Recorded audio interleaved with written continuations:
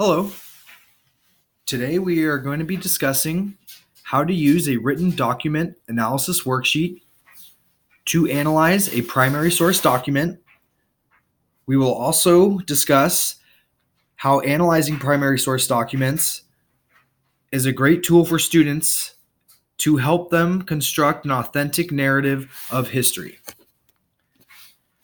Now, primary sources can range from anything such as newspapers, letters, maps, photographs, posters, congressional records, and many other historical artifacts. Primary sources are a great tool for students and a great tool for teachers because they engage students and they help students relate in a personal way, and it helps them develop a deeper understanding of history as a series of human events, that humans are the ones driving history because we're able to look at their photographs, read their letters, look at the posters that they create. So it becomes a much more human experience. It also helps students develop critical thinking skills because most primary source documents are incomplete and don't really provide that much context. And so it forces students to use their prior knowledge and also other primary sources to corroborate that information and then develop an analysis. It also helps students construct knowledge as they form reasoned conclusions based on the evidence, and then they can go ahead and connect the primary sources to the context that's been created during the analysis. So they are a great tool for both students and teachers. Today, as I said, I will be demonstrating a written document analysis worksheet. And the document that we will be looking at is the Atlantic Charter. Now, this worksheet was developed by the National Archives and is available on their website. They ask a series of questions, so the student will have to both identify information about the document and also use the evidence that they find to come to conclusions, make connections, and eventually think deeper about what the meaning of the document is. So we'll start off by identifying the document. The type of document for the Atlantic Charter is a memorandum.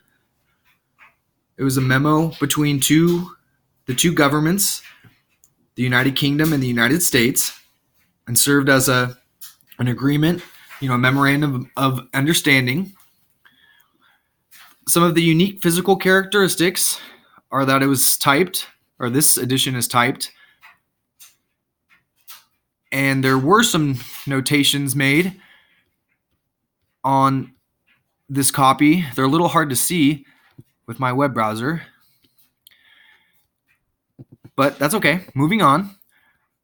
The dates of the document. The document was created when the two leaders met in August 1941. The authors or creators of the document were Winston Churchill and Franklin Roosevelt. And their position or title: Winston Churchill was Prime Minister of the United Kingdom, and Franklin Roosevelt was President of the United States. Now, the next question asks students to dig a little bit deeper. And the question is, for what audience was the document written? So now students are going to have to analyze the document, find out what it's saying, and then figure out who are they talking to. Now, in this case, the charter was written for the citizens of the world. It was World War II, and this was an agreement between the United States and the United Kingdom about post-war goals, post-war policy. And so it in every sense, was a document written for the citizens of the world.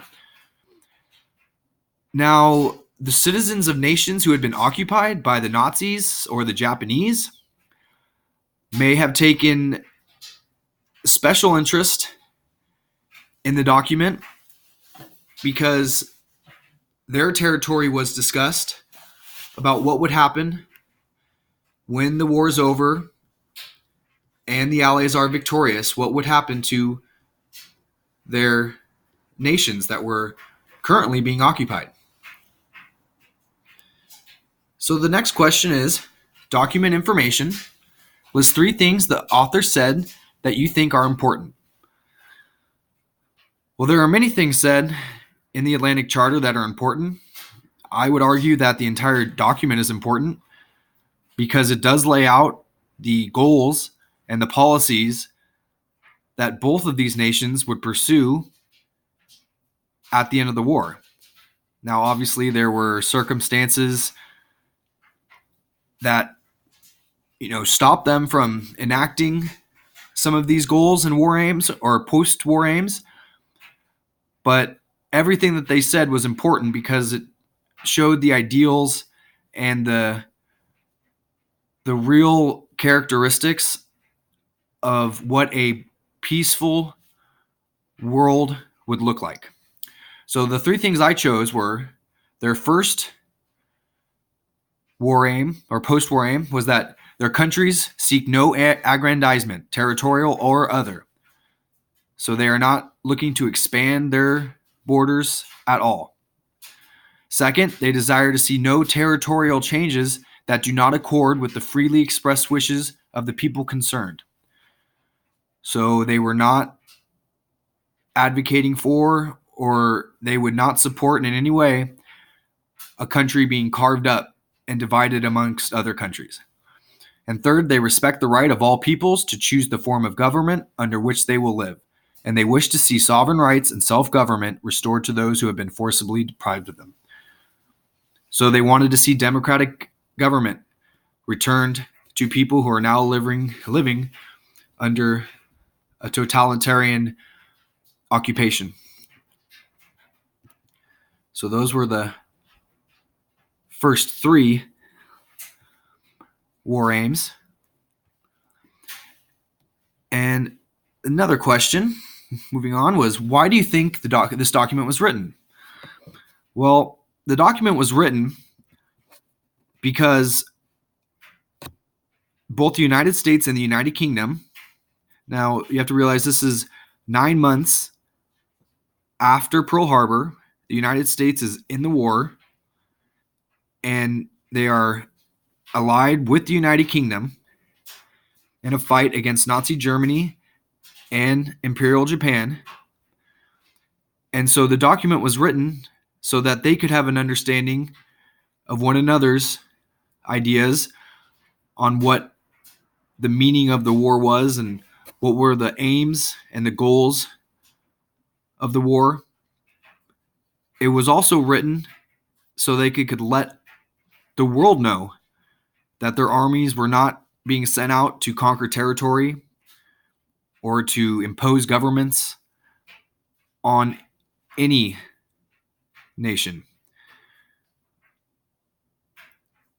And the entire document, all of the 8 points, speak to that wish and to that goal. And so, the document was written because they desired to bring about the fullest collaboration between all nations in the economic field. They hope to establish a peace which will afford to all nations the means of dwelling in safety within their own boundaries. That peace should enable all men to traverse the high seas and oceans without hindrance. And that they truly wish to see the abandonment of the use of force. So these were lofty goals, but it was a time to be idealistic. Now, the next question is, what evidence in the document helps you know why it was written? Quote from the document. The preamble or the introduction of this document says, the President of the United States of America and the Prime Minister, Mr. Churchill, representing His Majesty's government in the United Kingdom, being met together, deem it right to make known certain common principles and the national policies of their respective countries on which they base their hopes for a better future for the world. So they were not clever or evasive in any way. They wrote this document and they meant for it to be shared and passed around to every person on earth because their goals were to see a better world, a world without war and without occupation. So it was, like I said, a lofty goals. Now the next question asks, list 2 things the document tells you about life in the United States at the time it was written.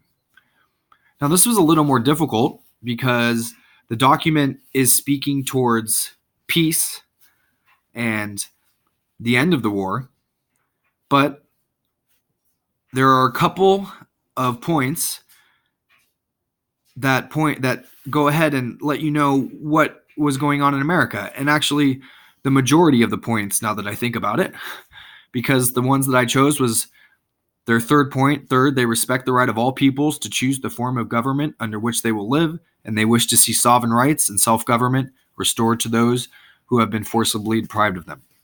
Now, the United States had not been forcibly deprived of their rights or their government, but their belief in self-government and their belief in rights, sovereign rights and civil rights, was a cornerstone of America and of American belief.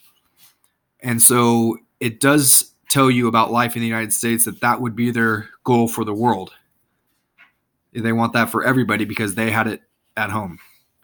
Now, the next point I chose, and like I said, thinking back, I think all of them would work because they're what the United States hopes for both here at home and abroad. But the next one I chose was they desire to bring about the fullest collaboration between all the nations in the economic field with the object of securing for all improved labor standards, economic advancement, and social security. Now, this was a goal and a policy of Franklin Roosevelt when he first took office in 1933 after the election of 32. And this was a lot of what the New Deal was about. So this was happening in America, trying to improve labor standards and advance all citizens economically. And obviously the Social Security Administration was established under Franklin Roosevelt. So this is another example of what was happening in the United States, wanting to be projected on to the rest of the world. Now the last question is write a question to the author that is left unanswered by the document. Now, having the benefit of hindsight and knowing what happened in the post-war world, my question was, what is your plan if a nation decides to become aggressive and seek aggrandizement after the war? What will be the response of the Allies? I was obviously speaking about the Soviet Union because the Soviet Union did not join in expressing these beliefs that were shared in the Atlantic Charter, and they did in fact take over territory and did not give it back after the war. So my question is just kind of asking what do the two leaders, what would have been their response to the actions of the Soviet Union? So there you go. That is the end of the written document analysis worksheet. As I said, it's a great tool for students, and it's a great activity for teachers to assign to students. It really does make you think. It makes you engage with history and engage with the documents. It does, I think, help develop critical thinking skills and construct knowledge. So it's a valuable resource and a valuable tool. And I obviously, my goal, to be a social science teacher, I will definitely be using primary source analysis in my classroom because it is a very important tool. And the benefit